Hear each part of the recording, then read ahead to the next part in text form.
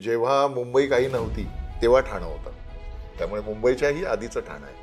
आणि श्री स्थानक या नावाने ते शिलाहार राजांच्या काळामध्ये ओळखलं जात होतं. आणि शिलाहार राजांनी या भागामध्ये खूप चांगल्या पद्धतीने जवळपास 400 वर्षाहून अधिक काळ त्यांनी राज्य केलं.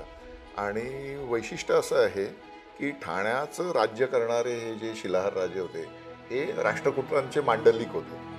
म्हणजे ठाण्याला मांडलिक राजाची थोडीशी परंपरा आहे असं म्हटलं तरी चालू शकेल. ठाण्याचं ज्यावेळेस आता विभाजन झालं, पालघर जिल्हा झाला, त्यावेळेस मला सातत्याने असं वाटत होतं की याचं 3 जिल्ह्यांमध्ये विभाजन व्हायला पाहिजे होतं. एक नागरी म्हणजे अर्बनाइज जो भाग सगळा आहे तो, दुसरा सागरी म्हणजे कोस्टल लाईन जी आहे ती वसई, विरार, पालघर, तो सगळा भाग, आणि एक डोंगरी जो जव्हार, वाडा, कुपोषणग्रस्त आजही कुपोषणामुळे जिथे मृत्यू होतात तो भाग. 2014 नंतर पहिल्यांदा आपल्याला नागपूरचे मुख्यमंत्री झालेले दिसले. त्यानंतर आपल्याला मुंबईचे उद्धव ठाकरे मुख्यमंत्री झालेले दिसले आणि आता ठाण्याचे मुख्यमंत्री झालेले दिसतात. म्हणजे महाराष्ट्राचं राजकारण जे पुणे, नगर, सांगली या जिल्ह्यांमध्ये केंद्रित होतं, तिथून चालवलं जातं असं म्हणत होतं, तर हा केंद्रबिंदू इकडे शिफ्ट झालेला आहे. आपण ज्या आत्ताच्या ज्या घटना बघतोय, म्हणजे गणपत गायकवाड यांनी गोळीबार करणं पोलीस स्टेशनमध्ये जाऊन, ही तर मला असं वाटतं की छोटी घटना आहे या सगळ्या तुलनेमध्ये. म्हणजे ठाण्याने जो रणसंग्राम नजीकच्या काळामध्ये गेल्या 30 वर्षांपूर्वी जो बघितलेला आहे त्या तुलनेत या घटना काहीच नाही आहे. त्या काळामध्ये म्हणजे आनंद दिघेंनी मी तुझा खोपकर करीन ही जी गोष्ट होती, म्हणजे एक शिवसेनेचा एक सिटिंग नगरसेवक केवळ त्याच्यावर त्याने पक्षाविरोधात मतदान केलंय हा आरोप असल्यामुळे त्याला मारून टाकलं जातं, वाईट पद्धतीने मारून टाकलं जातं. हे ठाण्याने बघितलेलं आहे. जेव्हा आनंद दिघे आणि वसंत डावखरे हे ठाण्याच्या राजकारणामध्ये महत्त्वाच्या केंद्रस्थानी होते, याच्या जोडीला कांती कोळी किंवा अन्य काँग्रेसचे नेते होते, यांच्यासमोर ज्याला राजकीय पार्श्वभूमी नाही असा नेता उभा राहू शकत नव्हता. आणि त्यामुळे त्याच्यासमोर खूप मोठा संघर्षाचा मार्ग होता. हा संघर्ष करण्यासाठी जितेंद्र आव्हाड तयार झाले, म्हणून त्यांचं नेतृत्व तयार झालं. मला डावखरेंचं वैशिष्ट्य असं होतं की मुंबईतील म्हणजे अगदी संजय दत्त समजा ठाण्याच्या जेलमध्ये गेला तर त्याला तिथे जेवणाचा डबा पुरवण्यापासून त्याला ज्या अत्यावश्यक असणाऱ्या वस्तू, आता तुम्ही समजू शकता, त्या वस्तू तिच्या योग्य पद्धतीने पोचवणे यासाठीचे जे चॅनल होतं ते वसंत डावखरे होते. मुंबईची तहान भागवणारी दोन महत्त्वाची धरणं आमच्या तानसा आणि वैतरणा तिथे आहे. त्याच म्हणजे जे दया पवारांची कविता आहे ना की धरणं आमच्या उशाला आणि कोरडा आमच्या घशाला, तर ही परिस्थिती हो. जेव्हा सर्वसामान्य मतदारापेक्षा गुंडांच्या भेटीगाठी या महत्त्वाच्या ठरायला लागतात, तेव्हा समजायचं की निवडणुका या अधिक जोमात होणार आहेत, जोरात होणार आहेत.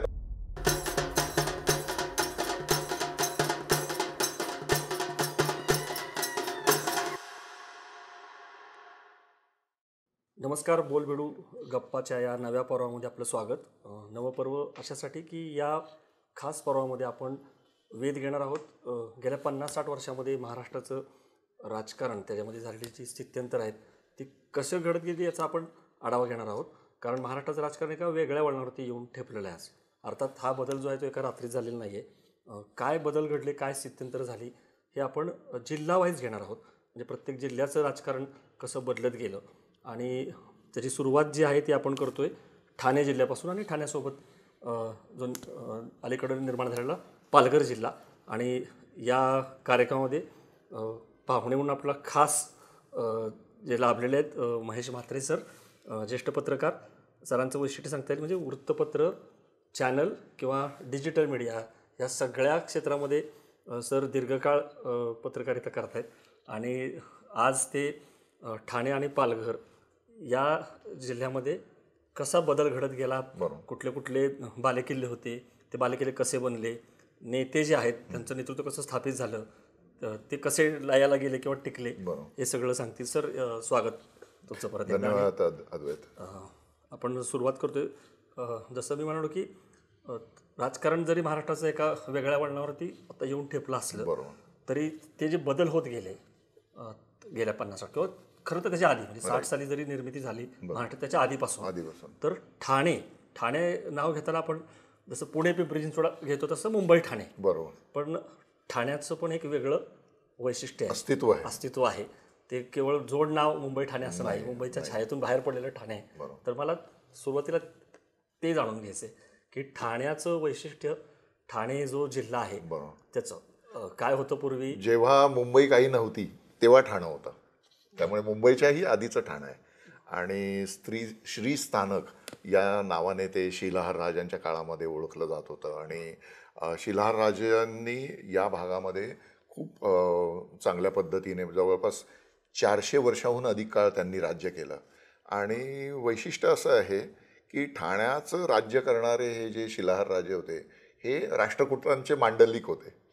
म्हणजे ठाण्याला मांडलिक राजाची थोडीशी परंपरा आहे असं म्हटलं तरी चालू शकेल. तर असं हे ठाणं मुंबईपेक्षा मी वेगळं यासाठी म्हणालो कारण मुंबई ही 7 बेटांवर वसलेली मायानगरी आहे. आणि आपण सगळेजण जाणतो की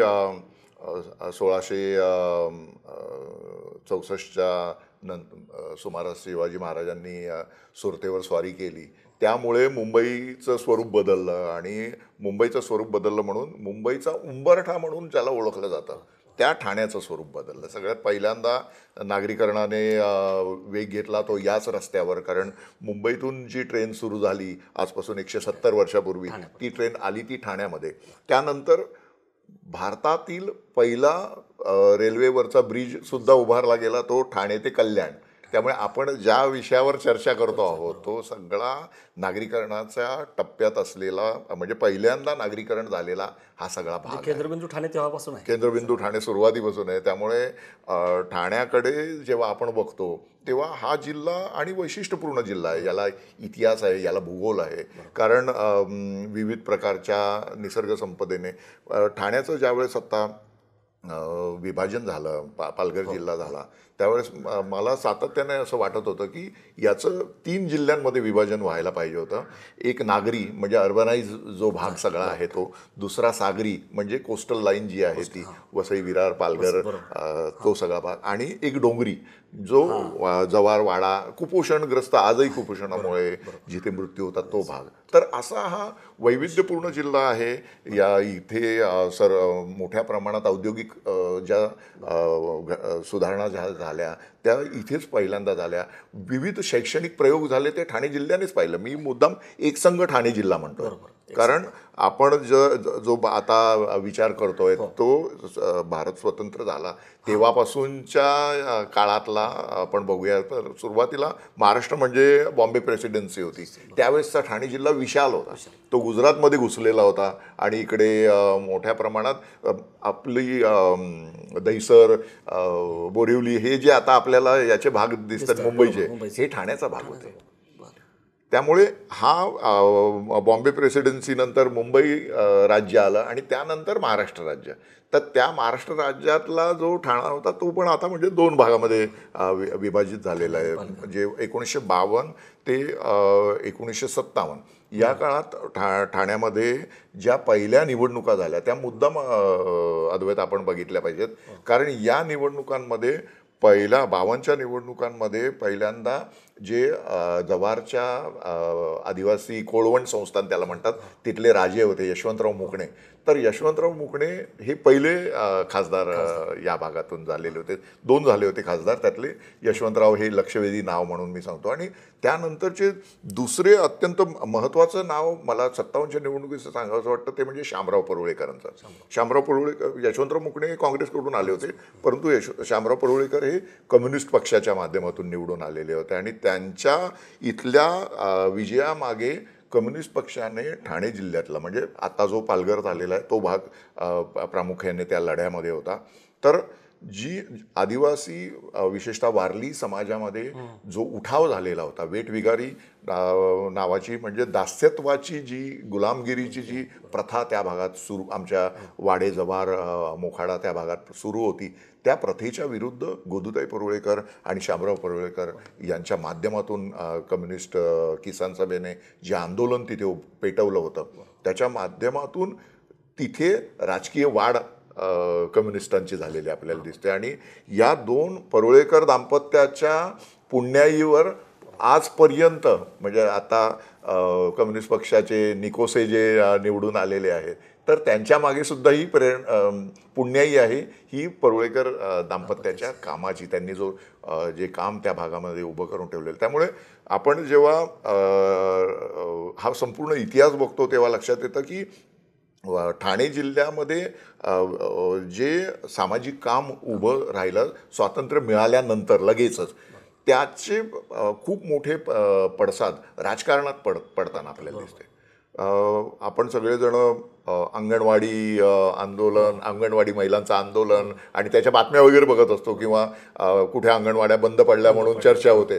परंतु अंगणवाडी हा शब्द ज्यांनी आपल्याला दिला त्या ताराबाई मोडक, गिजूबाई बदेका, अनुताई वाघ यांच्या माध्यमातून जे काम कोसबाडच्या टेकडी परिसरामध्ये म्हणजे डहाणू तालुक्यामध्ये जे उभं राहिलं त्यांनी अवघ्या भारताला दिशा दाखवली. म्हणजे ठाणेकरांना किंवा पालघर जिल्ह्यातल्या लोकांना या सगळ्या गोष्टींचा अभिमान वाटला पाहिजे की भारतामध्ये प्री प्रायमरी एज्युकेशन, पूर्व प्राथमिक शिक्षणाची जी अवघी परंपरा आहे ती परंपरा ताराबाई मोडक आणि अनुताई वाघ यांच्या माध्यमातून सुरू झाली. त्याच्या जोडीला तिथे आचार्य भिसे गुरुजी, आचार्य हिरवे गुरुजी यांनी खूप मोठ्या प्रमाणात शैक्षणिक काम केलं आणि त्या माध्यमातून तिथला शेतकरी वर्गातली मुलं शिकली आणि त्या शेतकरी वर्गातल्या मुलांनी शिकल्यानंतर त्यांनी सुद्धा या लोकांचं काम पुढे नेण्याचे प्रयत्न केले आणि आमच्या वाडे परिसरात अन्य गावांमध्ये शैक्षणिक संस्था सुरू झाल्या आणि त्या माध्यमातून खूप मोठ्या प्रमाणात बहुजन समाजातील मुलं शिकली. मुंबई महापालिकेला मंत्रालयामध्ये क्लेरिकल स्टाफ पुरवण्याचं काम या भागातल्या लोकांनी केलं. आणि आता एक आमदार शिक्षक मतदारसंघातला निवडून देण्याची क्षमता असेल इतका मोठा शिक्षक वर्ग त्या पालघर जिल्ह्यातून आलेला आहे आणि त्याच भागातले आमदार ते निवडून देतात. ते प्रत्यक्षात म्हणावं तसं काम करत नाहीत किंवा ही परंपरा पुढे नेण्याचा प्रयत्न करत नाही, तो भाग वेगळा. परंतु शैक्षणिक विकासाच्या माध्यमातून राजकीय परिणाम काय घडू शकतात हे आपल्याला दिसलं. आंदोलनाच्या माध्यमातून म्हणजे गोदूताई परुळेकर, शामराव परुळेकर यांच्या माध्यमातून जेव्हा विकास होतो ते काय परिणाम होतात ते दिसतात. परंतु याच्या जोडीला काँग्रेस या भागात का रुजली याचं सातत्याने चर्चा होते. परंतु त्याच्या जोडीला शेकाप ह्या भागात काँग्रेसच्याही आधी रुजलेला होता, याबद्दल कोणी काय बोलत नाही. कारण आपल्याकडे शेतकरी कामगार पक्षाला जी महात्मा फुलेंच्या बहुजनवादी विचारसरणीची परंपरा होती या सगळ्याबद्दल माहिती आहे. परंतु ठाणे जिल्ह्यामध्ये मधला जो शेतकरी समाज होता हा शेतकरी समाज खूप मोठ्या प्रमाणात या विचारसरणीला मानणारा होता आणि त्यांच्या माध्यमातून कृष्णराव धुळप हे त्यावेळेसचे ठाणे जिल्ह्याचे सगळ्यात मोठे नेते होते आणि कृष्णराव धुळपांचं वैशिष्ट्य असं की यांनी सलग 10 वर्ष विधानसभा विरोधी पक्षनेते म्हणून काम केलेलं आहे. आजपर्यंत त्यांचा हा रेकॉर्ड कोणीही मोडलेला नाही. आणि पुढचं त्याच्या सांगतो की आयुष्याच्या म्हणजे राजकीय आयुष्याच्या अंतिम टप्प्यावर हेच कृष्णराव धुळप भाजपकडे गेलेले दिसले. म्हणजे हा जो प्रवास आहे हा प्रवास विलक्षण आहे. याच्यामध्ये आता आपल्याला भारतीय जनता पक्षाचा विकास झालेला दिसतो, आता आपल्याला शिवसेना वाढलेली दिसते. परंतु यांची सुरुवातीची स्थिती जर बघितली अद्वैत ना तर ती खूप इंटरेस्टिंग आहे. शिवसेनेची स्थापना 1966 मध्ये झाली. शिवसेनेचं पहिली राजकीय वाटचाल म्हणजे राजकीय पाऊल आपण टाकलं तर ते ठाण्यातून टाकलेलं दिसतं. आणि त्यानंतर सतीश प्रधानांच्या सारखा महापौर तिथे नगराध्यक्ष सुरुवातीला ते झाले. तर नगराध्यक्ष शिवसेनेला मिळाला आणि त्यांच्या माध्यमातून शहरी भागामध्ये आम्ही कसा विकास करू शकतो हे शिवसेनेने महाराष्ट्रातल्या अन्य भागातल्या लोकांना 67 नंतर शिवसेना आली तुम्ही सांगितलं. पण मला इथं 52 ते 57 तुम्ही मुकणे सांगितलं, 57 नंतर तुम्ही परोळेकर सांगितलं. आणि काँग्रेस, शेकाप, कम्युनिस्ट हे सगळं होतं. तर जेव्हा मग हे शिवसेनेची एंट्री झाली 67 नंतर, तर काय झालं नेमकं? म्हणजे हे जे पक्ष होते कम्युनिस्ट किंवा शेकाप वगैरे यांचा प्रभाव काँग्रेसचा कमी का होत गेला, कशामुळे झाला? म्हणजे तुम्हाला असं वाटतं की लोक शिवसेनेकडे का झुकले? शिवसेनेच्या सगळ्या विकासामध्ये एक सगळ्यात मोठं बलिष्ठ कारण आपल्याला सांगता येईल ते म्हणजे की शिवसेनेने प्रस्थापितांच्या विरुद्ध आक्रमक भूमिका घेतली. म्हणजे मी पाहतो की सुरुवातीच्या काळामध्ये शिवसेना ही आक्रमक आंदोलनासाठी काही प्रमाणात गुंडगिरीसाठी प्रसिद्ध होती आणि त्या माध्यमातून तरुणाईला गरम रक्ताच्या तरुणाईला आवडेल, आकर्षक वाटेल अशा घोषणा, अशी आंदोलनं आणि अशा मोहिमा घेऊन शिवसेना विशेषतः ग्रामीण भागामध्ये उतरली. म्हणजे जव्हार असो, मोखाडा असो, वाडा असो, हे ठाणे जिल्ह्यातील विकासापासून दूर असलेले सगळे भाग होते आणि त्या भागामध्ये आदिवासी सर्व प्रकारच्या अज्ञानांधकारात खितपत पडलेले होते, सर्व सुविधांपासून वंचित होते. तिथे सगळ्यात पहिल्यांदा शिवसेनेच्या रुग्णवाहिका धावल्या. शिवसेना का पोचली याच्या संदर्भात लोक वेगवेगळ्या पद्धतीने बोलतात, परंतु शिवसेनेच्या सुरुवातीच्या शिलेदारांनी जे काम केलं, तिथल्या लोकांना जे थेट मदत करण्याचं जे काम केलं, त्या संदर्भात जेव्हा आपण अभ्यास करतो तेव्हा लक्षात येतं की सेनेचा हा जो थेट संपर्क होता, तो थेट संपर्क त्यांना लोकांच्या जवळ नेणारा ठरला आणि याच्यात सगळ्यात महत्त्वाचं काम केलं ते म्हणजे आनंद दिघे यांनी. पण सतीश प्रधान होतेच. सतीश प्रधानांचं हे नेतृत्व हे बऱ्यापैकी मवाळ नेतृत्व होतं. सतीश प्रधान हे उत्तम वक्ते होते. सतीश प्रधान शिवसेनेची ध्येय धोरणं पहिले महापौर ठाण्याचे. परंतु आनंद दिघे हे खूप कमी वयामध्ये शिवसेनेचे जिल्हा प्रमुख झाले. त्याच्यामध्ये थोडं एक जातीचं समीकरण सुद्धा आहे. बाळासाहेब ठाकरे हे चांद्रसेनीय कायस्थ प्रभू CKP ज्ञातीतले आणि सतीश प्रधान आणि आनंद दिघे हे दोघं जण त्याच ज्ञातीतले होते. त्यामुळे नेत्याबरोबरचा थेट संपर्क या दोन्ही म्हणजे दिघे आणि प्रधान यांना उपयुक्त ठरलेला होता आणि त्यामुळे त्यांची ग्रोथ तुम्ही बघा, अन्य जिल्हा प्रमुखापेक्षा या दोघांची ग्रोथ खूप आपल्याला मोठ्या प्रमाणात झालेली दिसली आणि आनंद दिघेंच्या एकूण कार्यपद्धतीबद्दल खूप वाद आणि दिघे एकदम आक्रमक. आणि दिघेंनी ग्रामीण भागामध्ये खूप मोठ्या प्रमाणात शिवसेना पोहोचवली आणि त्याचा परिणाम आपल्याला नंतरच्या काळात झालेला दिसतो. तो म्हणजे पहिली गोष्ट एक आपण याच्यात अद्वैत लक्षात घेतली पाहिजे की शिवसेनेच्या आधी 1977 ठाणे परिसरात दोन महत्त्वाच्या घटना घडल्या. ते म्हणजे कम्युनिस्टांचे लहानुकोम जनता पक्षातून निवडून आलेले आपल्याला दिसले आणि त्याच वेळेला रामभाऊ म्हाळगी सुद्धा भारतीय जनता पक्षाच्या माध्यमातून निवडून आलेली दिसली आणि ती खूप मोठी शिफ्ट होती भारतीय जनता पक्षासाठी. कारण त्याच्या आधी भारतीय जनता पक्षाने वनवासी कल्याण आश्रम, विविध राष्ट्रीय स्वयंसेवक संघाच्या संस्था यांच्या माध्यमातून ठाणे जिल्ह्यामध्ये आपलं जाळं, स्वतःचं जाळं निर्माण केलेलं होतं. आणि नाही म्हटलं तरी शहरी भागामध्ये भारतीय जनता पक्षाला खूप मोठ्या प्रमाणात काय म्हणू मासबेस प्राप्त झालेला होता आणि शहरी भागात राजकारणाचं केंद्र शिफ्ट होण्याची सुरुवात तिथून झालेली होती. म्हणजे आत्ता आपण बघतो की महाराष्ट्र राज्य स्थापन झालं 1960 तेव्हा महाराष्ट्राची एकूण लोकसंख्येपैकी 28% लोकसंख्या ही शहरी भागात होती. नॅचरली ठाणेसुद्धा त्याचाच भाग होता. ठाणे जिल्हा, ठाणे, डोंबिवली, कल्याण, उल्हासनगर, अंबरनाथ, काही प्रमाणात इकडे भिवंडी, नवी मुंबई या सगळ्या गोष्टी अर्बनाइज भागामध्ये येत होत्या. तर त्यानंतरच्या सगळ्या प्रक्रियेमध्ये आपण एक लक्षात घेतलं पाहिजे की आत्ता पुलाखालून इतकं पाणी गेल्यानंतर आत्ता एकूण नागरीकरणाचा जो वेग आहे तो पाहिल्यानंतर लक्षात येतं की जवळपास 45% लोकसंख्या ही शहरी झालेली आहे, अर्धी म्हणू आपण. तर त्यामुळे आपण बघा 2014 नंतर पहिल्यांदा आपल्याला नागपूरचे मुख्यमंत्री झालेले दिसले, त्यानंतर आपल्याला मुंबईचे उद्धव ठाकरे मुख्यमंत्री झालेले दिसले आणि आता ठाण्याचे मुख्यमंत्री झालेले दिसतात.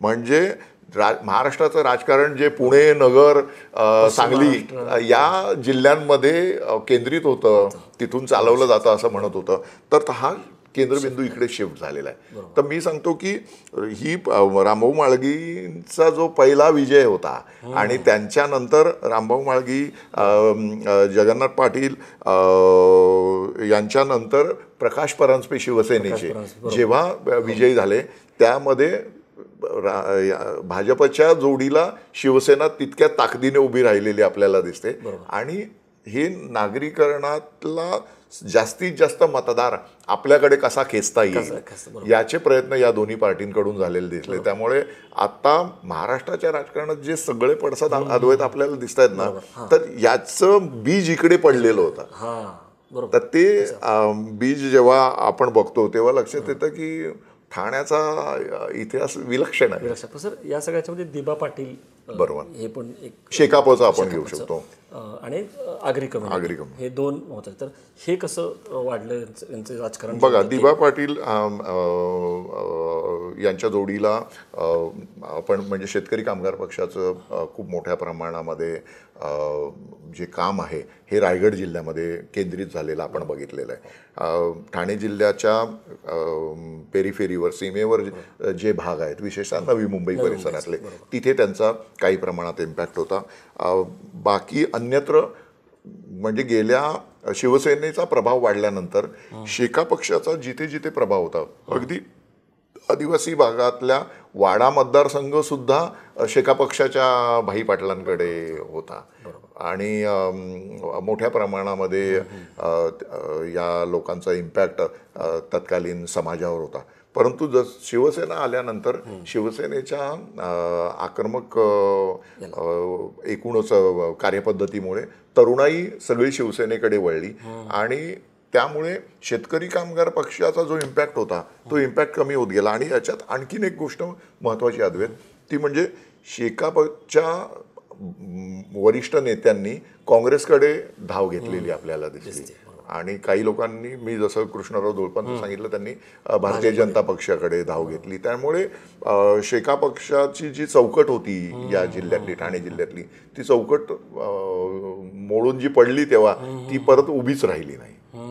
आणि याचा फायदा शिवसेनेला खूप मोठ्या प्रमाणात काळामध्ये शिवसेना आणि भाजप हे वाढलेले दिसले आपल्याला. मगाशी तुम्ही जसं सांगितलं की एकीकडे रामभाऊ म्हाळगींसारखं म्हणजे एस एम जोशी किंवा रामभाऊ म्हाळगी अजूनही उदाहरणं दिली जातात आपल्याकडं, कसा एखादा लोकप्रतिनिधी असावा ते तुम्ही सांगितलं, तो शिफ्ट कसा झाला. आणि दिघेंचं जे नेतृत्व पुढे आलं त्याच वेळेस आपण पूर्ण व्यापक जिल्ह्याचा विचार करतोय, मगाशी आपण चर्चा करत होतो, इकडं आपल्याला दिसते की भाई ठाकूर आणि कलानी. तर याला 91-92च्या ज्या घटना होत्या, दंगल असेल, बॉम्बस्फोट असेल, आणि त्याच्यानंतर तर तो जो सगळा क्राईम वाढला, तर ते तुम्ही कसं बघता? हे सगळं नेतृत्व पुढे याला त्या पण घटना एक प्रकारे ट्रिगर किंवा टर्निंग पॉईंट ठरल्या का? तुम्ही जसं म्हणाला की बरोबर आहे की तरुणाई आकर्षित झाली, लोकाधिकार समिती, शिवसेनेचं जे काम होतं, भूमिपुत्रांचा आक्रोश, ते सगळं आपल्याला माहिती आहे, शिवसेना कशी रुजली ते. पण त्याच्या जोडीला दिघे त्यांची तुम्ही म्हणाले कार्यपद्धती, तर ह्याच्यामध्ये तुम्ही कसं बघता? एक म्हणजे ठाकूर, कलानी, दिघे हे सगळे इकडं त्यांचं नेतृत्व येणं.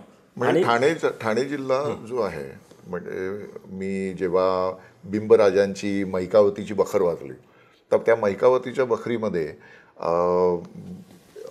काही उल्लेख असे आहेत की कळवा, ठाण्यालगतचं जे महानगर आहे, हे कायमच त्या तत्कालीन रणसंग्रामाचं ठिकाण असायचं. म्हणजे सगळी युद्ध व्हायची ती तिथेच व्हायची.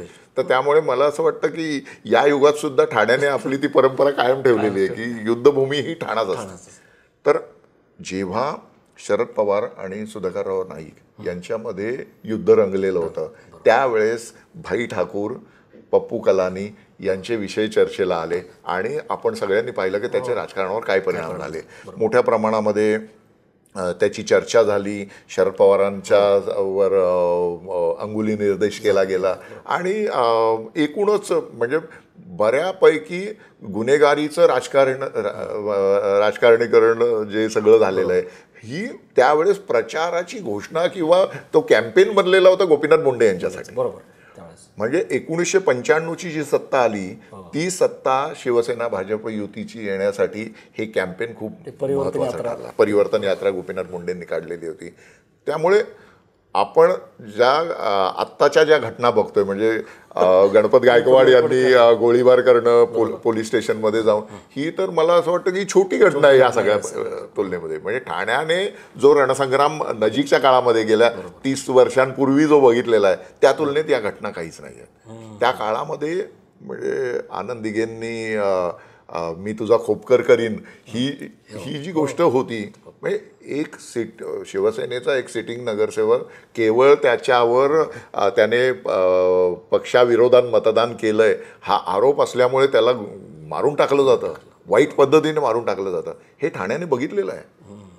त्यामुळे ठाण्याचा इतिहास हा रक्तरंजितच आहे आणि जसं मी म्हणालो की ही युद्धभूमीच आहे.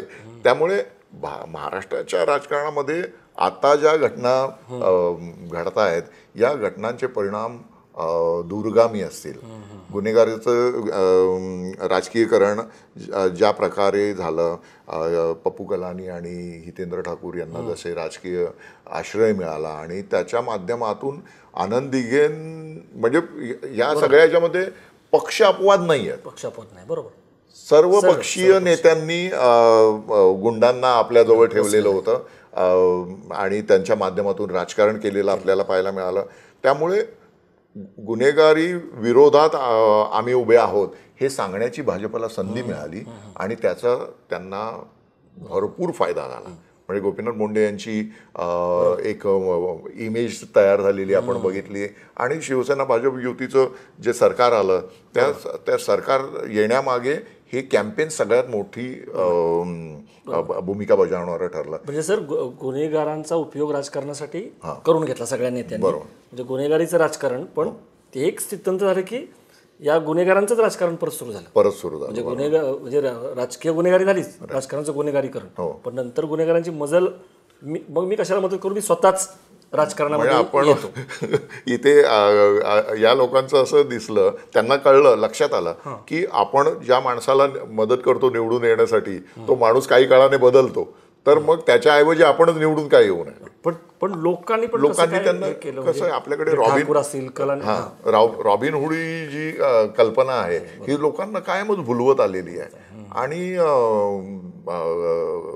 आनंद दिघेंनी ठाणे जिल्ह्यामध्ये जी कार्यपद्धती रुजवलेली होती, कारण आनंद दिघेंच्या नंतर या नेत्यांचा उदय झालेला आहे. आनंद दिघे हे 84-85 नंतर ठाण्याच्या राजकारणामध्ये त्यांचा उदय झाला. त्यांच्याकडे त्यानंतर 3-4 वर्षांनी जिल्हा प्रमुख पदाची सूत्र आली आणि 91-92 नंतर आपल्याला पप्पू कलानी आणि ठाकूर यांचा राजकीय क्षितिजावर उदय झालेला दिसतोय. त्यामुळे त्यांच्या पण लक्षात आलं की शिवसेनेसारख्या अधिकृत पक्षात राहून जर आनंद दिघे आवाज चढवून बोलत असतील किंवा आवाज देत असतील तर आपण सुद्धा तसं करू शकतो. आणि या सगळ्याला पाठिंबा देणारे, या सगळ्याला सपोर्ट करणारे जर त्यांना गॉडफादर मिळणार असतील तर ते का थांबतील. त्यामुळे पक्षाने उमेदवार दिली तरी किंवा अपक्ष म्हणून हे लोक निवडून येऊ शकले. म्हणजे नुसतं तेच नाही तर ठाण्यामध्ये त्यावेळेस पिंट्या दादा नावाचा एक कुख्यात भाई होता आणि पिंट्या दादाच्या घरातून सुद्धा आमदार आले, निवडून आले. नंतर आपण पाहिलं की ती परंपरा अजूनपर्यंत ठाण्याने कायम ठेवलेली आहे. आणि आगरी समाजाच्या राजकारणाबद्दल अद्वैत तुम्ही म्हणाला ते जर सांगायचं तर आगरी सेना ही जी संघटना होती 80च्या दशकामध्ये सुरू केली राजाराम साळवी यांनी, आणि त्यांनी त्यांचे बंधू जे होते मनोहर साळवी यांना महापौर करून ती आपल्या राजकारणाला त्यांनी एक लेजिटिमेसी देण्याचा प्रयत्न केला. त्यानंतर त्यांचं सुद्धा राजकारण जाऊन भाजपमध्ये जाऊन संपलं. गोपीनाथ मुंडेंच्या जवळ गेल्यानंतर त्यांनी भारतीय जनता पक्षाचे अनेक उपाध्यक्षांपैकी एक उपाध्यक्ष ते झाले, आणि त्यानंतर त्यांचं राजकारण मागे पडलं. अग्रसेनेची जी एक ऊर्जा होती, उर्मी होती, ती सुद्धा तिथे संपलेली आहे. त्याच्यामध्ये पॉकेटचा विचार करता तुम्ही जसं मगाशी कळव्याचं उदाहरण दिलं, मुंब्रा कळवा असं आपण म्हणतो, तर हा जो काही एक मुस्लिम समाजाचा मोठा घेट्टो किंवा असं एक घेट्टोच आहे तो निर्माण झाला सगळ्यात मोठा आशियातला आपण दंगलीनंतर.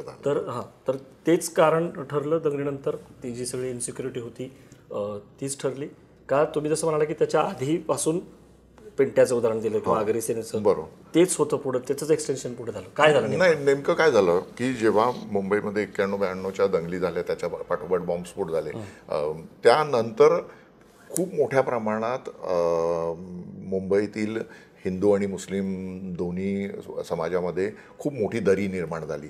आणि ही दरी निर्माण झाल्यामुळे विशेषतः जो गरीब वर्ग होता, बघा दंगल कुठली झाली ना अद्वैत, तर श्रीमंत माणूस मरत नाही, मरतो गरीब माणूस, रस्त्यावरचा माणूस मरतो. त्यामुळे या भागातला जो गरीब मुस्लिम कष्टकरी वर्ग होता, त्या कष्टकरी वर्गाच्या लक्षात आलं की आपण इकडे राहिलो, तो जे हिंदू बहुल भागात राहणारे लोक होते त्या सगळ्यांनी आपल्या लोकांमध्ये जाणं पसंत केलं, आणि मग ते परवडायला पण पाहिजे. तर मुंब्रा हे ठाण्यापेक्षाही अधिक पुढे, म्हणजे कल्याणच्या जवळ असणारं स्थानक आहे. आणि तिथे म्हणजे इथे पण परत राजकारण आणि गुन्हेगारीकरण येतंय, कारण खूप मोठ्या जमिनी शासकीय मालकीच्या या तिथल्या जे चाळी बांधणारे हे स्थानिक आगरी मंडळी होती. यांनी मोठ्या प्रमाणात चाळी बांधलेल्या होत्या, मोठ्या प्रमाणात बिल्डिंग्स बांधल्या होत्या, ज्याच्यामध्ये तुम्हाला पाण्याची, विजेची किंवा सांडपाण्याची सुविधेची गॅरंटी काहीच नसणार आहे, परंतु त्या सुविधा तिथे होत्या. सुविधा नव्हत्या, बिल्डिंग्स होत्या. त्या बिल्डिंग्समध्ये येणं या गरीब वर्गाला परवडणार होतं. त्यामुळे 3 लाख 2.5 लाखामध्ये फ्लॅट मिळतो म्हणून त्या लोकांनी मुंबई सोडली, आणि तिथे तो घेट्टो तयार झाला मुस्लिम समाजात. आज आपल्याला तो एक 30 वर्षानंतर पूर्ण आकारास आलेलं ते उपनगर दिसतंय, परंतु त्याची सुरुवात निवडून देऊ शकतो, इतकी ताकद तिथे निर्माण झाली. तर आणि जितेंद्र आव्हाड हे अधिक कुशलपणे ते सगळं सांभाळताना आपल्याला दिसतात. जितेंद्र आव्हाड ज्यांची सगळी वाटचाल ही शिवसेनेला विरोध करणे यातूनच सुरू झालेली आहे, आणि त्यांनी बरोबर स्वतःसाठी, कारण बघा जेव्हा आनंद दिघे आणि वसंत डावखरे हे ठाण्याच्या राजकारणामध्ये महत्त्वाच्या केंद्रस्थानी होते, याच्या जोडीला कांती कोळी किंवा अन्य काँग्रेसचे नेते होते, यांच्यासमोर ज्याला राजकीय पार्श्वभूमी नाही असा नेता उभा राहू शकत नव्हता, आणि त्यामुळे त्याच्यासमोर खूप मोठा संघर्षाचा मार्ग होता. हा संघर्ष करण्यासाठी जितेंद्र आव्हाड तयार झाले, म्हणून त्यांचं नेतृत्व तयार झालं, आणि आजही ते तशाच पद्धतीने संघर्षात्मक वाटचाल करताना आपल्याला दिसतात. कारण त्यांचं संपूर्ण राजकारण जे आहे हे म्हणजे तुम्ही जितक्या जोरात अंगावर जाल तितक्या जोरात किंवा तितक्या काळ तुम्ही राजकारणात टिकाल, हे त्यांनी सिद्ध करून दाखवलेलं आहे. त्यामुळे काही वेळा ते वादग्रस्त ठरतात आपल्या विधानांमुळे, परंतु there is method in madness, जसं बाळासाहेब ठाकरेंच्या बद्दल बोललं जात होतं, तशीच त्यांनी कार्यपद्धती ठाण्यामध्ये अवलंबली, म्हणून त्यांचं राजकारण टिकलंय. अन्यथा त्यांना या राजकारणामध्ये अजिबात स्थान नव्हतं, परंतु त्यांनी स्वतःचा तो पॉकेट तयार केला. डावखरेंचं नेतृत्व कसं आल्यावरती आणि त्यांचं काय वैशिष्ट्य राहिलं? डावखरेंचं वैशिष्ट्य असं दिसतं की अलीकडच्या ट्रेंडनुसार पुढची जी पिढी आहे मग ती परत भाजपकडे जाते, म्हणजे निरंजन डावखरे किंवा आहे, तर ते सांगा. ते डावखरेंचं वैशिष्ट्य सांगतो तुम्हाला. डावखरेंचं वैशिष्ट्य असं होतं की मुंबईतील म्हणजे अगदी संजय दत्त समजा ठाण्याच्या जेलमध्ये गेला तर त्याला तिथे जेवणाचा डबा पुरवण्यापासून त्याला ज्या अत्यावश्यक असणाऱ्या वस्तू, आता तुम्ही समजू शकता, त्या वस्तू तिथे योग्य पद्धतीने पोचवणे यासाठीचे जे चॅनल होतं ते वसंत डावखरे होते. मला पुण्यात पण माहिती आहे संजय दत्त जेव्हा रोडा जेलमध्ये होतं तेव्हा कोण त्यांना जेवण पुरवायचं, पण बरोबर. ते जाऊ द्या आता तो विषय नाही, तुम्ही हे तर वसंत डावकरेंची ती खासियत होती. त्याच्यामुळे त्याच्या जोडीला ठाणे परिसरातले जे आगरी आणि कोळी लोक राहतात आणि त्यांचं जे क्युझिन आहे, त्यांचं जे जेवण आहे, मटण असेल, मासे असतील, हे मुंबईतील सर्व पक्षीय नेत्यांना खिलवण्याचं काम, मनसोक्त खिलवण्याचं काम वसंत डावखरे करायचे. आणि अगदी म्हणजे ते जाईपर्यंत विधिमंडळात असताना त्यांच्या ऑफिसमध्ये, त्यांच्या घरामध्ये कायम ते अन्नछत्र खुलं असायचं. त्यामुळे डावखरेंचं काम त्यांनी तशा पद्धतीने नेटवर्किंग केलं आणि त्यांनी सर्वपक्षीय सहानुभूती असलेला असा ठाण्यातला नेता म्हणून त्यांनी स्वतःला बरोबर सर्वच गोष्टी असणार. त्याच्यामुळे जेव्हा ते कल्याणमधून आनंद परांजपेंच्या विरुद्ध पडले तेव्हा खूप लोकांना आश्चर्य वाटलं. कारण सगळ्यांना असं वाटलं होतं की वसंत डावखरे निश्चितच निवडून येऊ शकतील, परंतु तो पराभव पचवून पण पुन्हा ते विधिमंडळामध्ये त्यांनी स्वतःसाठी स्थान निर्माण केलं आणि ते टिकले. आणि शेवटच्या टप्प्यामध्ये जेव्हा त्यांच्या लक्षात आलं की आपल्या मुलाला आपल्या पक्षामध्ये आमदारकी मिळणार नाही, तेव्हा त्यांनी भारतीय जनता पक्षाच्या नेत्यांचा ट्रेंड सुरू आहे, सगळे नेते आपली पुढची पिढी जी आहे पुढच्या पिढीला बरोबर बीजेपी मध्ये तसंच त्यांनी म्हणजे ते असं म्हणतात की ते आजारी असताना एक भारतीय जनता पक्षाचे ज्येष्ठ नेते त्यांना भेटायला गेले, तेव्हा त्यांनी आपल्या मुलासाठी शब्द टाकला आणि त्याचा त्यांना उपयोग झालेला दिसला. त्यामुळे वसंत डावकरेंचा सुद्धा एक काळ होता. त्यांनी ज्या पद्धतीचं राजकारण केलं, ठाण्यामध्ये धक्कातंत्र देणारं राजकारण त्यांनी केलं आणि त्यांची आणि आनंद दिघे यांची जी वैयक्तिक मैत्री होती, त्या वैयक्तिक मैत्रीच्या माध्यमातून त्यांनी जवळपास 10 ते 15 वर्ष ठाणे शहराच्या राजकारणावर राज्य केलेलं आपल्याला पाहायला मिळालं. सर, कल्याण डोंबिवली, कारण तुम्ही त्याचा उल्लेख केला, आता पुढं आपण जाऊया, एक एक करत आपण पुढं चाललो. म्हणजे ठाण्याचा अर्बन एरिया आपण बघितला, त्यानंतर नवी मुंबई बघितला, आपण मुंब्रा काळवा पण बघितलं. कल्याण डोंबिवली म्हणजे जसं पार्ल्याला म्हणतात मुंबईतलं पुणे, तसं डोंबिवलीला पण डोंबिवली आणि कल्याण सुद्धा. तर हा जो संघाचा किंवा भाजपचा जो बालेकिल्ला समजला होता तो कसा बनला आणि ठाण्यात सुद्धा, म्हणजे खरं तर आता सुद्धा एकनाथ शिंदे आणि श्रीकांत शिंदे इकडं खासदार केला आणि एकनाथ शिंदे जरी शिंदेकडं ठाणे आणि कल्याण म्हणजे आमदारकी खासदारकी जरी केंद्रित झालं असलं तरी तिथं प्रचंड अनरेस्ट आहे आता मोठ्या भाजपमध्ये. केळकर असतील ठाण्यातले किंवा इकडचे. तर ते सांगा की ते RSS BJPचा जो बालेकिल्ला आहे तो कधी बनायला सुरुवात केला आणि तो आता किती आहे या सगळ्या पार्श्वभूमीवरती? म्हणजे आबासाहेब पटवारी हे पहिल्यांदा तिथे डोंबिवलीमध्ये नगराध्यक्ष झाले आणि डोंबिवली हे तसं शहर हे आगरी लोकवस्ती असलेले, आगरी मोठ्या प्रमाणामध्ये शेती असलेला तो सगळा भाग होता आणि तिथे चाळी निर्माण झाल्या. सुरुवातीला सगळ्या चाळी होत्या. या चाळी कशासाठी निर्माण झाला तर मुंबईत काम करणाऱ्या लोकांना राहण्यासाठी एक चांगली सेफ जागा. आणि अशा पद्धत जसं आपण मुंब्रा बघितलं, मुंब्रा कसं डेव्हलप होत गेलं, मुंबईतून आलेल्या लोकांना सोयीची आणि प्रवासासाठीची उत्तम जागा म्हणून तिथे लोकांनी स्वतःची घरं केली. तशा पद्धतीने डोंबिवलीचं झालं आणि डोंबिवलीमध्ये मग सांस्कृतिक कार्यक्रम सुरू, शन्ना नवरे वगैरे डोंबिवलीचे ब्रँड अँबॅसेडर होते. कारण त्यांनी तिथे घरं घेतल्यामुळे शहरी मध्यम वर्ग जो होता, जो बँकेमध्ये नोकरी करणारा, सरकारी कार्यालयामध्ये नोकरी करणारा, त्यांना डोंबिवली आपल्यासाठी सेफ वाटायला लागला. आणि मग त्याच्या जोडीला डोंबिवलीमध्ये शाळा सुरू झाल्या, ज्या संघाच्या माध्यमातून सुरू झालेल्या अनेक शाळा आहेत, तिथे कॉलेजेस आहेत आणि त्यामुळे तिथे मध्यमवर्गीय मराठी लोकांचं केंद्रीकरण व्हायला लागलं. म्हणजे खरं ते कल्याणला व्हायला पाहिजे होतं, परंतु डोंबिवली हे कल्याणच्या अलीकडचं स्थानक असल्यामुळे कम्पॅरेटिव्हली इथे जागा जास्त होत्या आणि किमती कमी होत्या. त्यामुळे एक साधारणतः 70च्या दशकापासून तिथे गर्दी व्हायला सुरुवात झाली आणि गर्दी होत असताना जसं आपण पार्ल्याबद्दल म्हटलं की पार्ल्याला एक आयडेंटिटी मिळत गेली, सांस्कृतिक कार्यक्रम सुरू झाले. पण आता तुम्हाला सांगितलं तर आश्चर्य वाटेल की संपूर्ण देशभर किंवा महाराष्ट्रामध्ये मोठ्या प्रमाणात जी गुढीपाडवाची जी रॅली निघते हे सगळं आबासाहेब पटवारी डोंबिवलीचे नगराध्यक्ष असताना त्यांनी सुरू केलेलं आहे. त्यामुळे ती संस्कृती तिथे आहे. आणि मिलिंद गाडगीळ मी सकाळमध्ये असताना आमचे सहाय्यक संपादक होते, तर ते काय म्हणायचे की माझे डोंबिवलीतले जे कलिग्स होते त्यांना की डोंबिवली म्हणजे हिंदू राष्ट्र आहे, स्वतंत्र हिंदू राष्ट्र आहे, त्याला स्वतःची घटना आहे. तर विनोद म्हणून तो भाग जरी सोडला तरी डोंबिवलीला एक संस्कृती आहे आणि ती संस्कृती ठाण्यापेक्षा वेगळी आहे.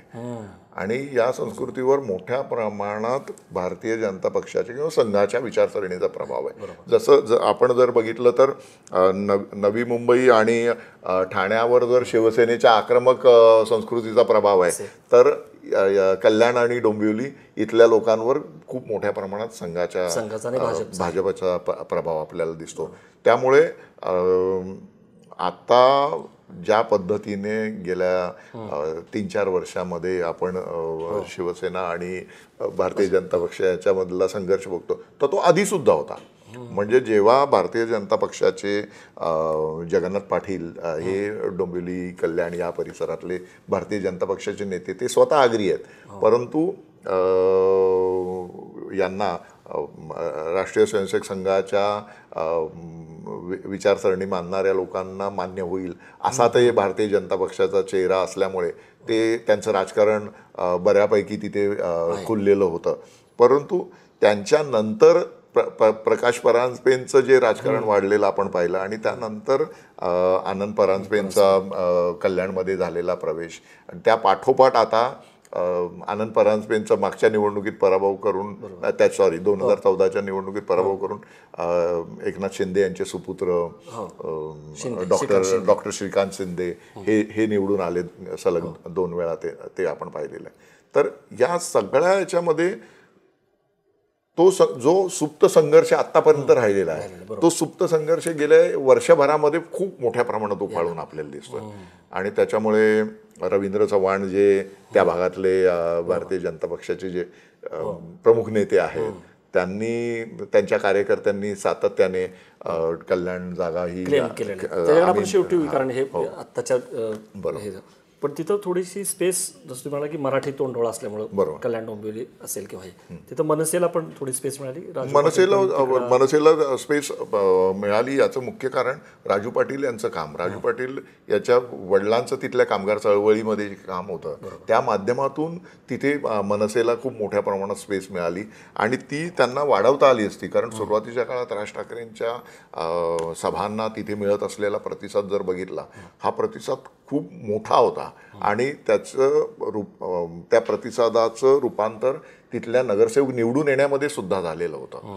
परंतु त्याच्यामध्ये सातत्य नसल्यामुळे मुख्य म्हणजे मनसेने आत्तापर्यंत ज्या ज्या पॉकेटमध्ये स्वतःचा प्रभाव वाढवण्याचा प्रयत्न केला तो प्रभाव तिथे सातत्य न टिकल्यामुळे तिथे संघटनात्मक जी चौकट उभी राहिली पाहिजे जी आनंद दिघेंनी शिवसेनेची शाखा संस्कृती बळकट केली.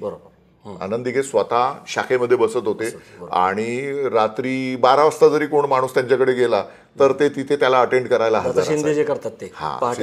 शिंदे आता काही प्रमाणात करतात परंतु आनंद दिघेंची बरोबरी कोणी करू शकत नाही. कारण आनंद दिघेंच्या एकूण कार्यपद्धतीमध्ये सर्वसामान्य माणसाबद्दलची जी कणव होता किंवा तो विचार होता तो विचार नंतरच्या शिवसेनेच्या कोणत्याच जिल्हा प्रमुखाला किंवा नेत्याला तर तेवढ्या प्रमाणात दाखवता आला नाही.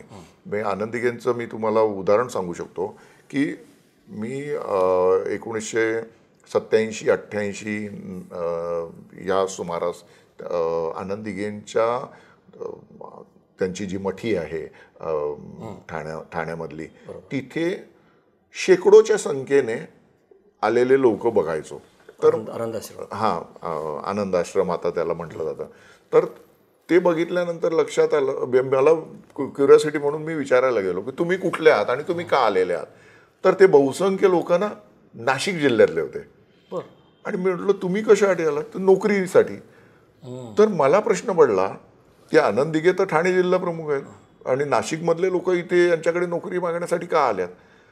तर मग मला लक्षात आलं की नाशिक जिल्ह्यातल्या असंख्य तरुणांना आनंद दिघेंच्या पत्रांवर नोकऱ्या मिळालेल्या होत्या नाशिकमध्ये. आणि त्यामुळे त्यांच्याकडे येणाऱ्या लोकांचा राबता वाढलेला होता. तर मला सांगा की हे जे स्वतःचं कार्यविस्तार करत जाणं जे आहे हे आनंद दिघेंनी सुरू केलं होतं. त्यांचं मुंबईतल्या सुद्धा राजकारणावर त्यांच्या कार्यपद्धतीचा इम्पॅक्ट पडायला लागलेला होता. त्यामुळे हे जे सगळं अर्बनाइज जे राजकारण आहे हे अर्बनाइज राजकारण आता पुन्हा एकदा गुन्हेगारीच्या वळणावर येऊन ठेपलेलं आहे.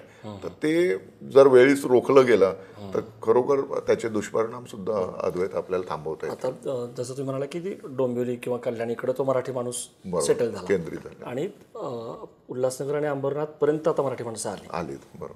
तर मला ते विचारायचं म्हणजे मुंबईमध्ये आता मराठी टक्का किती आहे, मराठी माणूस शोधला पाहिजे असं म्हणतात.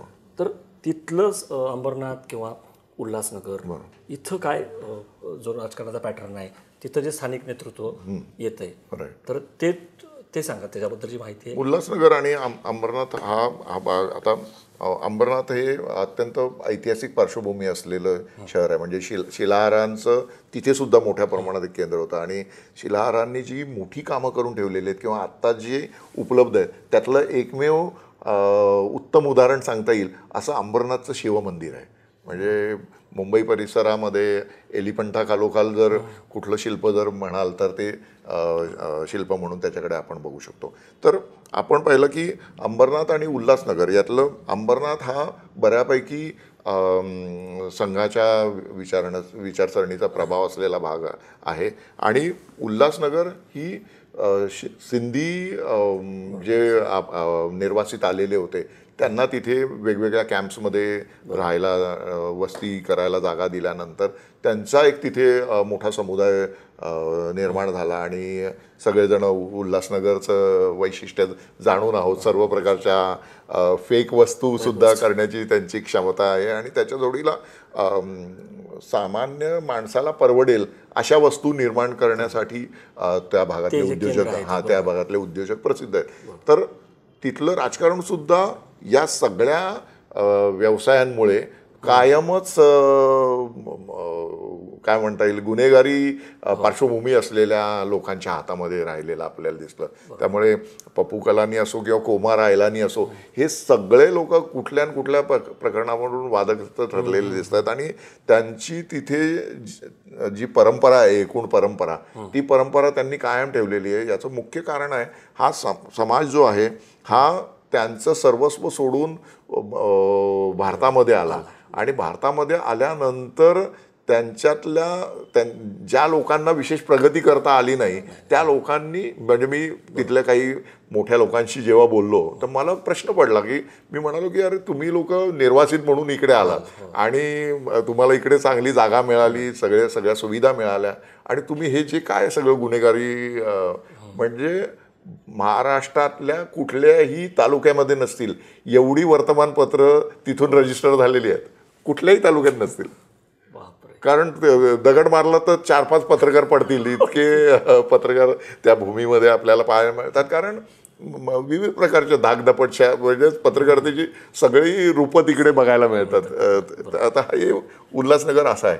तर त्यांनी मला सांगितलं की ज्या लोकांना चांगल्या पद्धतीने प्रगती करता आली नाही त्या लोकांनी मोठ्या प्रमाणात गुन्हेगारी स्वरूपाची कृत्य करायला सुरुवात केली आणि ब्लॅकमेलिंग आणि म्हणजे महाराष्ट्रामध्ये कोणीही केले नाहीत असे प्रयोग त्यांनी केले. म्हणजे गुजरातमधून किंवा मध्य प्रदेशमधून लोकांच्या विरोधात वॉरंट विकत आणणे, त्यांना वेगळ्या पद्धतीने ब्लॅकमेल करणे, हे सगळ्या गोष्टी आणि परंपरा त्या भूमीमध्ये आहेत. त्यामुळे तिथल्या राजकारणामध्ये हे पडसाद कायम पडत राहिले. तिथे नगरसेवक म्हणून निवडून येणं हे महाराष्ट्रातल्या अगदी पश्चिम महाराष्ट्रामध्ये आमदार म्हणून एखादा माणूस सहज निवडून येईल, परंतु उल्हासनगरमध्ये नगरसेवक म्हणून निवडून येणं कठीण काम आहे. असा तो भाग आहे. बरोबर आहे सर. यातलं पालघरकडे जाताना शेवटचं पॉकेट म्हणजे भिवंडी. आणि भिवंडी म्हणजे खरं दुर्दैवाने पण दंगल आणि भिवंडी असं जे समीकरण म्हणजे खरं तर वस्त्रनगरी, वस्त्रोद्योग, पण त्याची जी ओळख आहे प्रामुख्यानं ती वस्त्रोद्योग कमी आणि आता दंगलीमुळे त्याची जास्त. आणि मग तिथं कपिल पाटील सारखे जे नेते ते तिकडं नेतृत्व.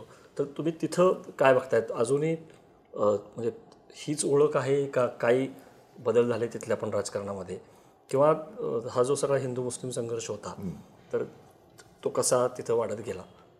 दुर्दैवाने आता जर बघितलं तर भिवंडी मतदारसंघ आहे त्याचं स्वरूप बऱ्यापैकी बदललेलं आहे. कारण भिवंडी दंगल स्मृतीतून बऱ्यापैकी नामशेष झालेली आहे आणि गेल्या एक 20-25 वर्षामध्ये दंगल सदृश्य कुठलीच गोष्ट आपल्याला त्या परिसरात झालेली दिसलेली नाही आहे.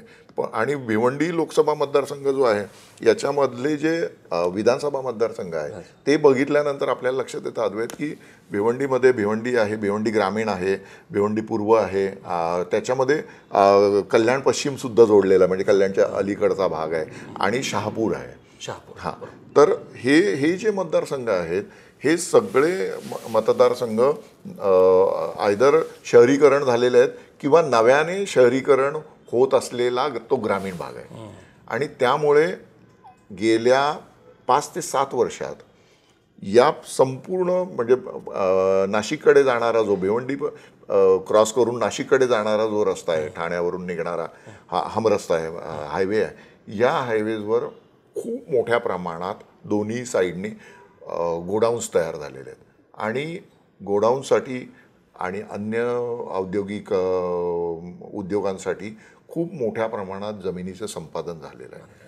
तर जो आगरी म्हणजे काय, तर जो आग्रात राहतो तो आगर म्हणजे शेत, तो शेती करणारा जो समाज होता त्या समाजाचं बलस्थान काय होतं, तर जमीन होतं. तर ही जमीन आता तिथून मोठ्या प्रमाणात मुठभर लोकांच्या हातात गेले, ते सुद्धा आगरीच आहेत. आणि त्यांनी काही शहरातील बड्या बिल्डर्सच्या बरोबरीने ही जमीन मोठ्या प्रमाणात बळकावलेली आहे. आणि त्याचा खूप मोठा अनरेस्ट सर्वसामान्य लोकांमध्ये, लोक बोलून दाखवत नाहीत कारण दहशत खूप मोठी आहे. गणपत गायकवाडांचं आपण जे उदाहरण बघितलं तर असे डझनभर गणपत गायकवाड त्या भागामध्ये तिकडे कॉमन आहेत. आणि त्यांचं राजकारण सगळ्या याच प्रकारच्या दहशतवादी कृत्यांवर अवलंबून असतं. आणि धाकदपटच्याने लोकांच्या जमिनी घ्यायच्या, लोकांना ठरलेला मोबदला द्यायचा नाही, दिला तर तो उशिरा द्यायचा, अशा पद्धतीने तिथे आहे. त्यामुळे तिथली जी नवीन पिढी आहे त्या नवीन पिढीला जी एक दिशा असायला पाहिजे ही दिशा त्या भागामध्ये आपल्याला पाहायला मिळत नाही. त्यामुळे तिथे आगरी समाजाच्या बरोबर शहापूर आणि भिवंडी ग्रामीण, भिवंडी पश्चिम या भागामध्ये काही प्रमाणात कुणबी समाजसुद्धा इथे आहे. आणि तो समाजसुद्धा शेतीपासून दूर झालेला आहे आणि आता शिक्षणामुळे तो आपलं गाव सोडायला बघतोय. तर या सगळ्या पार्श्वभूमीवर तिथे कपिल पाटलांनी जे काम केलेलं आहे, कपिल पाटलांनी स्वतःची एक ओळख तिथे निर्माण करण्याचा प्रयत्न केलेला आहे. तर ती करताना त्यांनी तिथले जे अन्य कंटेंडर्स आहेत त्या अन्य कंटेंडर्सना पण आपण दूर ठेवू शकतो असा प्रयत्न तिथे सातत्याने केलेला आहे. तर या सगळ्या पार्श्वभूमीवर आता तिथलं जे राजकारण आहे हे राजकारण फक्त आणि फक्त मनी अँड मसल पॉवर असणाऱ्या लोकांच्या हातात गेलेलं आहे.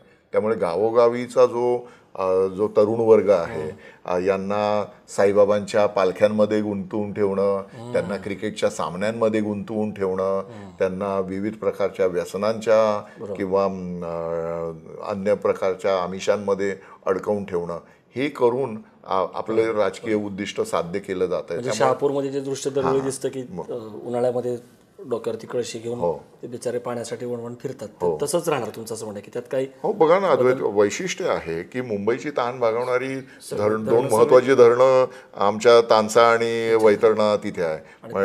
त्याच म्हणजे जे दया पवारांची कविता आहे ना की धरण आमच्या उशाला आणि कोरडा आमच्या घशाला, तर ही परिस्थिती तिथे आहे. हा, हो. मी नेहमी मला वाटतं की जी म्हणजे शहरांची ताण भागवण्यासाठी, शहरांचा प्रवास सुलभ करण्यासाठी किंवा शहरी लोकांचं जगणं सुलभ करण्यासाठी सगळ्या सुविधा केल्या जातात, परंतु ग्रामीण भागातला जो आदिवासी आहे, आगरी किंवा अन्य बहुजन समाजातला वर्ग आहे, त्यांच्या ज्या दैनंदिन समस्या आहेत त्या मात्र या राजकारणाच्या याच्यामध्ये सुटताना दिसत नाही. त्यामुळे आजही ठाणे जिल्हा किंवा पालघर जिल्हा इतका विकसित आपल्याला झालेला दिसतोय, परंतु तिथे कुपोषणाची जी समस्या आहे ती कायम राहते. तिथे गरिबी आणि तिथे अन्य व्यसनांमुळे निर्माण झालेले प्रश्नही कायम आपल्याला झालेले दिसतात. जर आपण ठाण्याहून पालघरकडे वळण्यापूर्वी एक नवी मुंबई शेवटचं म्हणजे नावच आहे त्याचं नवी मुंबई, त्यासाठी दुसरं एक शहर वसवलं, पण बकालीकरण आपण बघतो तिथं काय झालं. आणि राजकारणामध्ये सुद्धा गणेश नाईक म्हणजे जसं काही काही नेत्यांचं त्या शहराशीच एक हे असतं समीकरण, तर ते नवी म्हणजे हे सुद्धा पहिले शिवसेनेमध्ये, मग राष्ट्रवादी, आता भाजप, आणि तिथं परत मंदा म्हात्रे ज्या आहेत ऑलरेडी त्यांच्यातला सगळा संघर्ष आहे. तर नवी मुंबईचं तुम्ही कसं सांगाल? नवी मुंबई ज्या उद्देशाने ते वसवलं, तर त्या सगळ्या ॲस्पिरेशन्स तिथं राहणाऱ्या लोकांच्या त्या पूर्ण होत आहेत का तिथंही सगळं या सगळ्या राजकीय संघर्षापोटी ते राजकारण जे आहे तेच होतंय आणि जे सुविधा किंवा जे लोकांना पाहिजे ते तिथे मिळत नाही? महाराष्ट्रातलं एकमेव प्लांट सिटी म्हणून नवी मुंबईकडे आपण बघू शकतो, आणि आत्ताही बऱ्यापैकी जिथले फुटपाथ सेफ आहेत, जिथे अतिक्रमण झालेलं नाही आहेत, जिथे काय म्हणू आपण ज्या सांस्कृतिक आणि शैक्षणिक आणि खेळविषयक सुविधा मॅक्झिमम जिथे आहेत, असं एकमेव शहर आहे म्हणजे ज्याच्याकडे आपण आशादायक जागा म्हणून बघू शकतो. आणि याचं सगळं श्रेय जातं महाराष्ट्रातल्या विचारी नेत्यांना. त्यांनी ठरवून मुंबईतील गर्दी तिकडे जावी यासाठी प्रयत्न केला, आणि नवी मुंबई एक प्लांट सिटी म्हणून चंदीगड बरोबर आहे, चंदीगड सारखंच नवी मुंबई शहर आहे. परंतु गेल्या दशकामध्ये नवी मुंबई सुद्धा गर्दीने गजबजायला लागलेली आपल्याला दिसते, कारण मुंबईमध्ये ज्या प्रमाणात जागांचे भाव वाढले, मुंबई आयलंड सिटी असल्यामुळे इथे जागेला मर्यादा आहेत, आणि त्याच्या जोडीला बिल्डर वर्गावर जो एक सरकारचा वचक असायला पाहिजे तो वचक नाही आहे. बऱ्यापैकी बिल्डर्स आणि आपले नेते हे हँड इन ग्लोव्ह असलेले आपल्याला सगळंच राजकारण तर असं पाहायला मिळतं. त्यामुळे नवी मुंबईमधला आत्ता जे तिथले जे ऐरोली, बेलापूर सारखे जे मतदारसंघ आहेत, या सगळ्या परिसरामध्ये मोठ्या प्रमाणात मुंबईसारखंच म्हणजे प्रतिरूप आहे, कॉस्मोपॉलिटन तिथे राजकारण आपल्याला पाहायला मिळतं. वाशीमध्ये मोठ्या प्रमाणात जे मार्केट्स आहेत तिथे पश्चिम महाराष्ट्रातला मतदार खूप मोठ्या प्रमाणात तिथे केंद्रित झालेला आहे. अनेक लोक असे आहेत की ज्यांची नावं सुद्धा नवी मुंबईच्या मतदानात नाही आहे, ते त्यांच्या गावांमध्ये मतदानासाठी त्यांची नावं त्यांनी ठेवलेली आहेत. त्यांचं इथलं मतदान केंद्रावर ते मतदान करत नाहीत. तर असं हे शहर आहे. आणि गणेश नाईकांनी सुरुवातीपासून खरं म्हणजे गणेश नाईक आणि आनंद दिघे यांच्यामध्ये नेतृत्वाचा सुप्त संघर्ष होता. सुरुवातीच्या काळामध्ये आनंद दिघे, सतीश प्रधान आणि गणेश नाईक या तिघांमधून विस्तो जात नव्हता, आणि त्यांच्या संघर्षाचं राजकारण शिवसैनिकांनी, ठाण्यातल्या शिवसैनिकांनी बऱ्यापैकी बघितलेलं आहे. आणि त्यातून मग गणेश नाईकांनी आपलं लक्ष नवी मुंबईवर केंद्रित केलं, आणि स्वतःचा विकास शहराच्या विकासाबरोबर कसा होईल हे सुद्धा त्यांनी बघितलं. आणि एक समर्थ राजकारणी म्हणून ते उभे राहिले. गणेश नाईकांचं वैशिष्ट्य असं आहे की शिवसेना प्रमुख बाळासाहेब ठाकरे यांच्या वाढदिवसाच्या निमित्ताने 60-65 रुग्णवाहिका वाटप एक नेता करू शकतो हे त्यांनी दाखवलं होतं. त्यांनी, कारण गणेश नाईकांकडे त्यांची कामगार संघटना पण असल्यामुळे त्यांच्या म्हणजे काय म्हणू डबल एज्ड स्वॉर्ड ते घेऊन फिरत होते आणि त्यामुळे त्यांना ते शक्य झालं. तर असे हे गणेश नाईक ज्यांच्याकडे नंतर युती शासनाच्या काळामध्ये ठाणे जिल्ह्याचं पालकमंत्रीपद सुद्धा होतं, तर त्यांनी खूप चांगल्या पद्धतीने स्वतःचं राजकारण रुजवण्याचा तिथे प्रयत्न केला. परंतु पुन्हा शिवसेनेतल्या असंतुष्ट वर्गाला कायम गणेश नाईक खूपच राहिले आणि त्यांनी सातत्याने त्यांच्या नेतृत्वाला आव्हान देण्याचा प्रयत्न केला आणि त्यातूनच मग त्यांचं पक्षांतर झाले आपण बघितलं. आणि घराणेशाही इथं पण आहे. घराणेशाही 100% ती आहेच तिथे. त्यांनी आपल्या मुलांना, दोन्ही मुलांना राजकारणात कसं उभं करण्याचा प्रयत्न केला ते सुद्धा आपण बघितलं.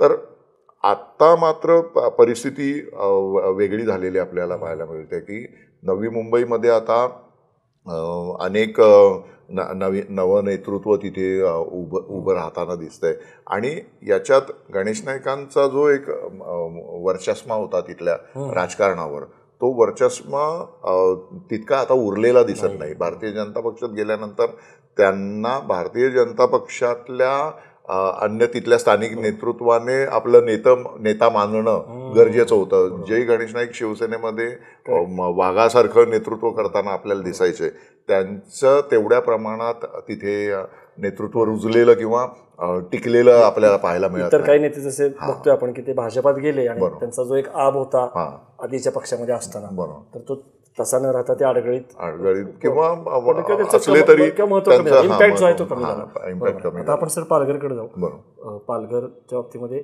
वसई विरार ते बोलताना तुम्ही ठाकूर कलानी हे सांगितलं, पण तिथं जो सगळा आदिवासी डाव्यांचं राजकारण किंवा कम्युनिस्ट, तर ते सांगा. आणि कारण आता असं दिसतंय की तिथं शिवसेना आणि भाजप हा संघर्ष बघितला आपण. म्हणजे वनगा आणि गावी त्यांच्या निमित्ताने काय झालं ते बघितलं. ते निवडून आले, मग त्यानंतर निवडून यायचंच नव्हतं आणि ती जी सगळी सल आहे, तर पालघरच्या याचं ठाण्याचाच भाग होता. बरोबर. कसं बदलत गेलं? आधी तो डहाणू मतदारसंघ होता आणि आता आधी काय होतं तिथं, जसं तुम्ही सुरुवातीला सांगितलं कम्युनिस्ट, डावे, शेकाप, काँग्रेस वगैरे, तिथं काय होतं आणि ते स्थित्यंतर कसं घडत गेलं आणि आता तिथं परत जसं आपण ठाण्यामध्ये किंवा कल्याण डोंबिवलीत बघतो की शिवसेना आणि भाजप आत्ता सध्या तिथं तेच आत्ता दिसतंय. तर कसं बदलत गेलं? कम्युनिस्टांचं नेतृत्व या भागामध्ये 1977 मध्ये रुजलेलं आपल्याला पाहायला मिळालं. लहानू शिडवा कोम यांच्या रूपाने पहिला कम्युनिस्ट खासदार डहाणू मतदारसंघातून गेला आणि त्यानंतर मात्र लका दुमाडा आणि दामू शिंगडा यांची विजयाची जी परंपरा आहे, ती विजयाची परंपरा खंडितच झाली नाही. 5-6 टर्म्स हेच निवडून येत राहिले. याचं मुख्य कारण आदिवासी भागातल्या मतांच्या जोडीला त्या काळातल्या त्या डहाणू मतदारसंघात भिवंडीचा भागसुद्धा होता आणि वसई विरारसुद्धा होता. त्यामुळे हितेंद्र ठाकूर आणि भिवंडी या 2 पॉकेट्सच्या बळावर काँग्रेसचा उमेदवार सहजपणे निवडला. आदिवासी ख्रिश्चनच्या जोडीला हा जो मोठ्या प्रमाणात ख्रिश्चन वर्ग तितक्या प्रमाणात म्हणता नाही येणार, परंतु मुस्लिम बहुल आणि आदिवासी मतं आणि शहरी भागातले हितेंद्र ठाकूर यांच्या माध्यमातून मिळणारी मतं, यामुळे तिथे काँग्रेसच्या विजयाचा जो वारू होता त्याला कोणीच रोखू शकत नव्हतं. पहिल्यांदा वनगांच्या रूपाने तिथे भारतीय जनता पक्षाचा खासदार निवडून गेला आणि त्यानंतर आपण बघितलं की हितेंद्र ठाकूर यांच्या लक्षात आलं होतं की जसं आपण आधी म्हणालो की माझ्या मदतीने कोणी खासदार होतो तर मी माझाच माणूस का नाही निवडून आणणार. आणि बळीराम जाधव या तशा म्हणजे आदिवासी नेतृत्व म्हणून त्यांच्याकडे कोणीच बघत नव्हतं. त्यांना हितेंद्र ठाकूर यांनी उभं केलं आणि निवडून सुद्धा आणलं. म्हणजे ही जी राजकारणामध्ये हा जो बदल झालेला होता, हा बदल खूप मोठा होता. कारण याच्या आधी शिंगडांसारखा उमेदवार हा हितेंद्र ठाकूर यांच्या माध्यमातून किंवा त्यांच्या मदतीने निवडून येत होता. आणि नंतर हितेंद्र ठाकूर यांचाच उमेदवार तिथे लोकप्रतिनिधी म्हणून डहाणू लोकसभा मतदारसंघाचं प्रतिनिधित्व करणारा दिसला. आता आपण पालघर लोकसभा मतदारसंघ झाल्यानंतर राजेंद्र गावित तिथून आपण निवडून आलेले पाहिलेले आहेत. राजेंद्र गावित यांचं राजकारण अद्वैत मी तुम्हाला आवर्जून सांगू इच्छितो. 1991ला ज्या वेळेस वावर वांगणीमध्ये आदिवासी मुलांचे कुपोषणाने बळी गेले होते, त्यावेळेस आदिवासी विद्यार्थी संघटनेच्या माध्यमातून एक 7-8 तरुण मुलं त्या भागामध्ये आलेले होते ती सगळी घटना बघण्यासाठी.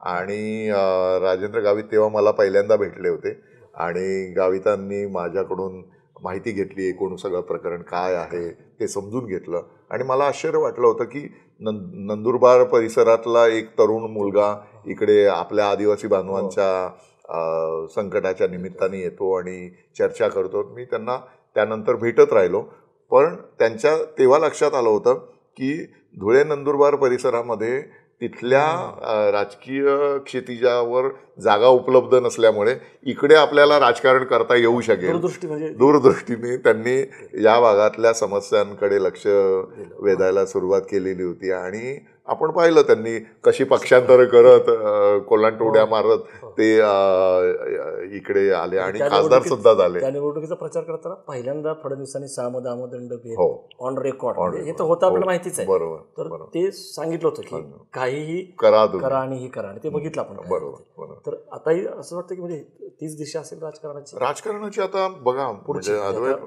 मी आत्ताचे जे अंडरकरंट्स बघतो, गणपत गायकवाडांनी कल्याणमधल्या महेश गायकवाडांवर जो गोळीबार केलेला आहे, ह्या गोळीबाराकडे आपण जर इन फिट ऑफ रेज त्यांनी ती गोळी झाडली रागाच्या भरामध्ये असं जर लोक बघत असतील तर माझा त्याच्यावर विश्वास नाही. कारण ही एक लोकप्रतिनिधी ज्याने इतकी वर्ष सामाजिक क्षेत्रामध्ये काम केलेलं आहे, ही घटना करताना किंवा हे कृत्य करताना त्याने 10 वेळा विचार केला असेल. त्यांनी कारण जे सांगितलं की माझ्या मुलांवर हात उचलला म्हणून मी ते केलं, पण मला तसं वाटत नाही. त्यामुळे एकूण पुढील राजकारणाची जी काही दिशा असेल ती दिशा ठरवणारी घटना म्हणून आपण त्याच्याकडे बघूया, तो ट्रिगर. तर ही जी घटना आहे, ही घटना 48 मतदारसंघ आम्हाला कुठल्याही परिस्थितीमध्ये घ्यायचे आहेत या निश्चयाचं प्रतीक म्हणून आपण बघितली पाहिजे. त्यामुळे महाराष्ट्राच्या राजकारणामध्ये आपण जे 91, 92, 93 नंतरचे जे बदल झालेले बघितले आणि खूप मोठ्या प्रमाणात आक्रमक राजकीय भूमिका घेतलेले नेते राजकारणामध्ये स्थिर होताना आपण बघितलेले होते आणि त्या सगळ्याची एक रिॲक्शन म्हणून आपण झालेलं सत्तांतर बघितलेलं होतं. त्यामुळे आता जर शिवसेना आणि राष्ट्रवादी काँग्रेस यांच्यामध्ये जी फाटाफूट झालेली आहे आणि अनेक नवे नेते स्वतःला एस्टॅब्लिश करू इच्छित आहेत, कारण जेव्हा राजकारणामध्ये जागा मोकळ्या होतात तेव्हा त्या भरण्यासाठी लगेच नवीन जी मंडळी असतात ते तयार असतात आणि मग जसं तुम्ही म्हणालात की सामदाम दंडभेद या माध्यमातून ते काम करून ती आपली जागा भरण्याचा प्रयत्न करतील. त्यामुळे ही जी येणारी लोकसभा निवडणूक आहे 2024 विधानसभा निवडणूक आणि त्याच्या पाठोपाठ विधानसभा, त्याच्या पाठोपाठ 24 विधानसभा मतदारसंघ, म्हणजे जेव्हा पालघर जिल्हा ठाणे जिल्ह्यातून विभाजित झाला नव्हता तेव्हा ठाणे जिल्हा हा देशातला सगळ्यात मोठा लोकसभा मतदारसंघ होता ना, म्हणजे ठाणे. तर त्यामुळे या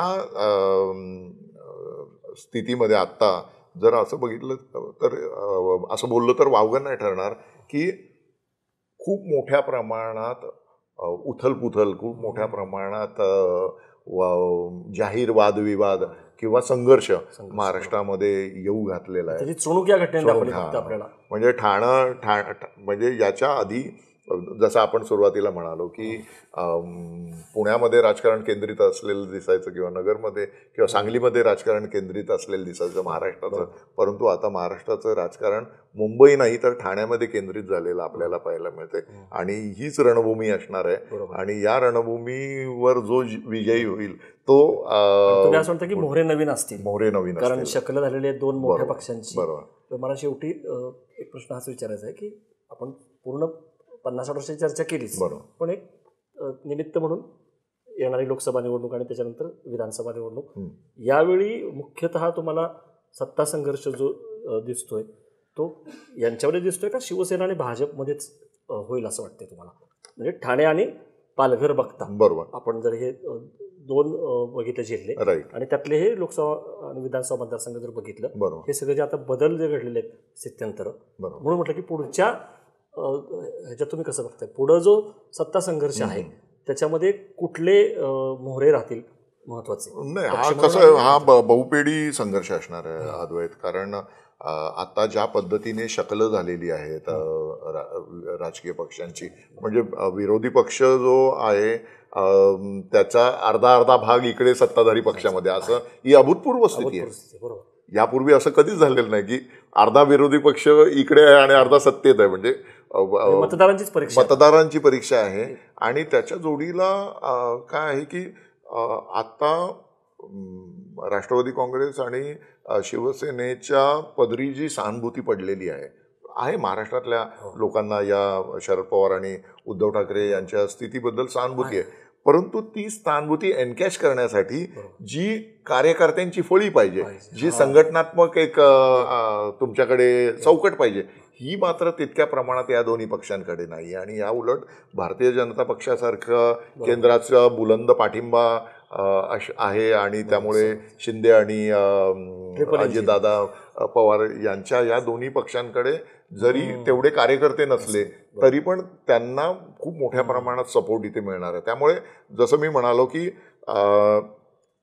91 नंतर जी गुन्हेगाराच्या राजकीयकरणाची जी प्रक्रिया झालेली होती ती काही प्रमाणात आता सुरू होणार. आणि त्याची झलक आपण गेल्या 8 दिवसातल्या बातम्यांमधून बघितले की मुख्यमंत्र्यांपासून तर अजितदादांचे सुपुत्रांपर्यंत, एकनाथ शिंदेच्या सुपुत्रांपर्यंत सगळेजण गुंडांच्या भेटी घेतानाचे फोटो व्हायरल व्हायला लागलेले आहेत. त्यामुळे जेव्हा सर्वसामान्य मतदारापेक्षा गुंडांच्या भेटीगाठी या महत्त्वाच्या ठरायला लागतात तेव्हा समजायचं की निवडणुका या अधिक जोमात होणार आहेत, जोरात होणार आहेत. आणि त्याचे जे परिणाम होतील ते परिणाम ज्याच्याकडे जास्त मसल पॉवर, ज्याच्याकडे जास्त मनी पॉवर त्याच्या पारड्यात पडताना दिसतील. त्यामुळे ठाण्याकडे हे जे सगळं लक्ष केंद्रित झालेलं आहे एकनाथ गायकवाडांनी गणपत गायकवाडांनी गोळीबार केल्यामुळे ही जी सगळी राजकीय परिस्थिती निर्माण झालेली आहे, ही राजकीय परिस्थिती तात्कालिक अजिबात नाहीये, ही दूरगामी याचा परिणाम होणार आहे. आणि त्यामुळे महाराष्ट्रातील मतदारांनी अद्वैत जास्त सावध राहिलं पाहिजे. आपलं मतदान अधिक समजदारपणे, सक्षमपणे केलं पाहिजे. एक शेवटचं सांगतो की जे मतदानाची जी सगळी पद्धत आहे ही रोमन लोकशाहीच्या सगळ्या त्या परंपरेतून आलेली आपल्याला राहिलं. तर तिथे इडियट हा जो शब्द होता तर आता आपण तो हा मूर्ख किंवा वेडा याच्यासाठी वापरला जातो, परंतु त्या काळामध्ये इडियट हा शब्द जो मतदान करत नाही त्याच्यासाठी होता. तर शहरी भागात सुद्धा आपण मतदानाच्या दिवशी लोक सुट्टीवर जाताना बघतो 50%हून अधिक मतदान होत नाही.